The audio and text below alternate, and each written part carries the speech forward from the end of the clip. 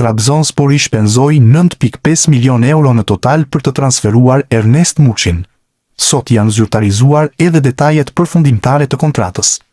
Për herë të parë, 25 vjeçari do përfitojë në karrierën e tij 2.5 milion euro në sezon. Kontrata ndërkohë është e vlefshme deri në vitin 2029, por me opsion rinovimi edhe për një sezon tjetër.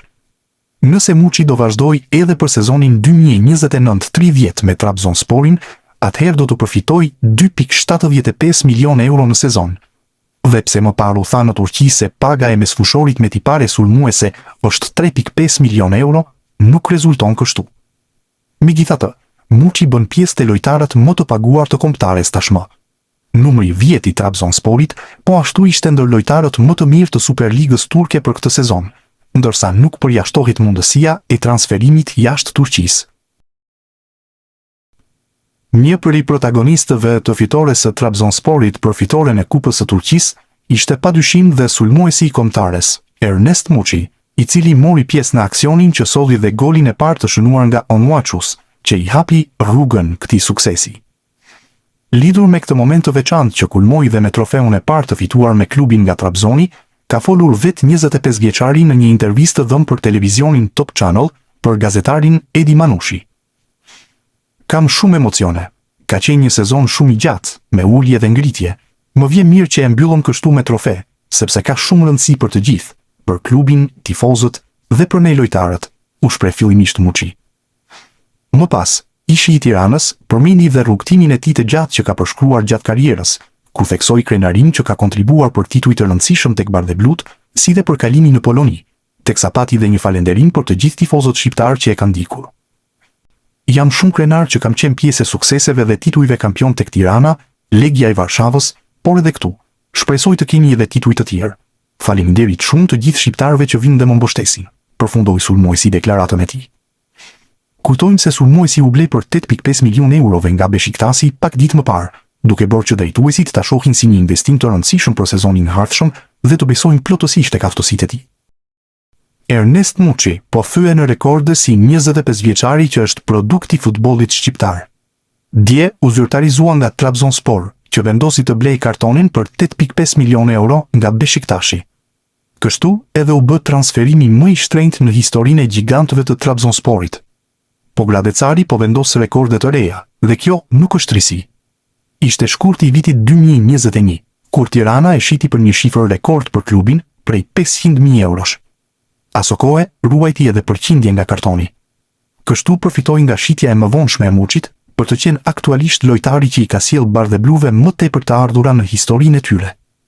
Muçi u largua nga Legia e Varshavës për te Beshiktasi, pikërisht në shkurtin e vitit 2024. Shifra prej 10 milion eurosh e bën Muçin transferimin më të shtrenjtë të gjigantëve të Polonisë. Beshiktasi, aso kohë, e kishte blerjen e dytë më të shtrenjtë në historinë e klubit. Trabzonspori e huazoi në shtatorin e vitit të kaluar për 1 milion euro. Bashkë me shifrën 8.5 milion euro që duhet paguar për transferimin përfundimitar, lojtari i kombëtares është edhe më i shtrenjti në historinë e Trabzonit. Për t'u theksuar, edhe paga prej 3.5 milion euro që përfiton nga kontrata e re. Muçi është tashmë lojtari më i paguar i Shqipërisë. Kupa e vjetë në historinë e klubit vlen shumë për lojtarët e Trabzonsporit. Mediat turke kanë njoftuar se drejtuesit e klubit u kanë premtuar një premio të majme se cilit lojtar për triumfin e arritur. Shifra e premtuar është rreth 94.000 euro. Një shifër e kënaqshme kjo që Muçi Endko do e marrin si shpërblim për suksesin e arritur pas triumfit 2-1 ndaj Konyasporit. Ernest Muçi e ka mbyllur këtë sezon në mënyrën më të mirë të mundshme, pasi Trabzonspori i tij është shtallur sot fituesi i Kupës së Turqisë, duke mundur në finale skuadrën e Konyasporit. Muçi ishte titular në këtë duel, teksa u bë protagonist gjatë aksionit të golit të avantazhit për ekipin e tij, të shënuar nga Onuaçu. Më pas, Konyaspori barazoi shifrat dhe kishte mundësinë që të kalonte në avantazh me një penallti. Por Enis Bardhi gaboi nga pika e bardhë duke goditur shtyllën e portës së mbrojtur nga Onana. Pak minuta më vonë e kishte radhën Trabzonspori të fitonte penallti, me Onuaçun i cili nuk gaboi gjuajtjen e tij dhe shënoi golin e rezultatit 2-1, me të cilin u mbyll takimi, duke i dhënë Trabzonsporit trofeun e 10 në histori. Klubi i Trabzonspor ka aktivizuar sot klauzolën që jep të drejtën e blerjes së Ernest Muçit nga Beshiktashi, siç ishte akordi paraprak mes klubeve kur u huazua futbollisti shqiptar. Por për të bërë zyrtar këtë transferim të rëndësishëm për klubin, Trabzonspori është mjaftuar me vetëm një fjali, ndonse pagesa e 9.5 milion eurove në total për të blerë Muçin është rekordi i ri i shpenzimit të këtij klubi për një futbollist. Sa i përket transferimit përfundimtar të lojtarit ton të futbollit profesionist Ernest Muçi, klauzola në marrëveshjen e huazimit që i përkiste klubit ton është aktivizuar, ishte njoftimi i shkurtër i Trabzonsporit.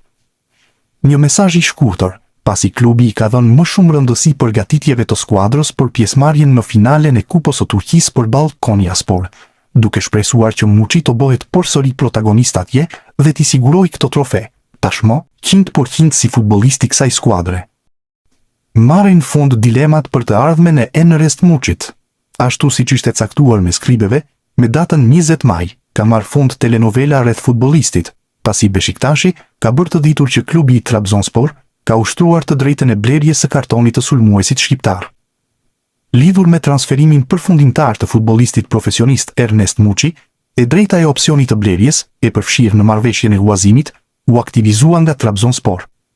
Sipas asaj, Trabzonspor do t'i paguajë klubit ton shumën prej 8.5 milion euro plus TVSH. Falenderojmë Ernest Muçin për kontributin e tij në klubin ton dhe ju urojmë suksese në karrierën e tij të ardhshme, shkruaj në njoftimin e Beshiktashit. Ernest Muçi Trabzonspor, një martesë do të vazhdojë përtej huazimit një vjeçar, pasi klubi nga Trabzoni vendosi të aktivizojë klauzolën e blerjes së tij për një shumë totale prej 9.5 milion eurosh. Nga kjo shitje e sulmuesit kombëtares, Beşiktaşi duket se ka arritur dhe një tjetër rekord, pasi largimi i shqiptarit shënon biznesin e 5 më fitimplurës në historinë e tyre. Në krye qëndron Cenk Tosun, i cili u shit nga Shqiponjat e Stambollit për shifrën e 22.5 milion eurove, ndjekur nga ish sulmuesi i Romës dhe Milanit, Temi Abraham, me 21 milion euro, Getson Fernandes me 20.78 milion dhe Dembaba me 13 milion. Muçi ka gjetur rrugën e rrjetës plot 16 herë këtë sezon, ndërsa ka asistuar 8 të tjerë në 34 ndeshje të luajtura. Kohët e fundit, qyteti i Trabzonit ka marrë tjetër rëndësi, jo vetëm në sytë e popullit turk, por edhe më gjerë.